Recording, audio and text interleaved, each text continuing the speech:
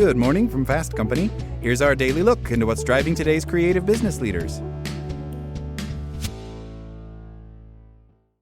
We all have goals, but at least some of the difference in achieving those goals comes down to how you frame them. In a study published in PLOS ONE, the researchers separated participants' goals into two basic categories. Avoidance goals, stopping or preventing an undesired behavior. Stop ignoring interpersonal issues between employees. So is stop putting off important tasks. So is stop watching so much TV. So is anything you want or wish to stop doing or do less often. Approach goals, adopting a new behavior. Complete the most important task on my to-do list every day. So is compliment at least one employee every day. So is eat at least one serving of vegetables at lunch and dinner. Why does the difference matter?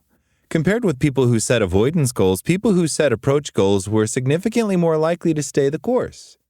Partly that's because it's more satisfying to do something you want to do than to avoid something you don't want to do.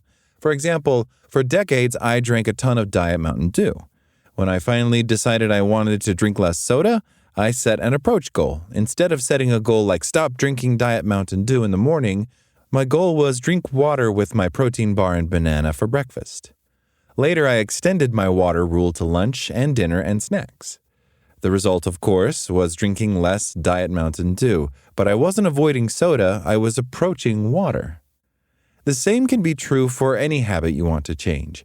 If you tend to avoid getting involved in interpersonal disputes between employees, don't say you'll stop ignoring interpersonal issues. Make it your goal to build a better sense of camaraderie and teamwork, and choose activities or behaviors that support your goal. Maybe you'll spend a little time each day working in the department where two employees aren't getting along. Maybe you'll create situations where people can work together on something positive. A boss of mine once assigned me and an employee I was feuding with to a project with a potentially significant reward, and in the process we quickly ironed out our differences. Just about every avoidance goal can be turned into an approach goal. Simply determine the positive behavior or habit that you want to have replace what you want to stop doing and focus on doing that. If you want to watch less TV, make it your goal to read 20 pages every evening. If you want to spend less time in your office, make it your goal to walk the shop or office floor first thing in the morning. If you want to spend less time on social media, start an activity that makes it hard to engage. If your goal is to take a walk every night with a partner or friend, and you leave your phones behind, voila, more actual social time, much less social media. If you want to stop doing one thing or do less of it, choose another thing you want or need to do and make doing that your goal. Do this, and you'll naturally have less opportunity to do that. That's the beauty of approach goals. Stopping a habit is easier when you don't have as much time or opportunity to engage in that habit. Besides, it's a lot more fun to start doing something you really want to do than it is to try to stop doing something you've decided you shouldn't. That's all today from Fast Company.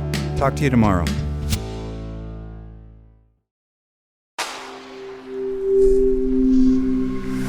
Spoken Layer.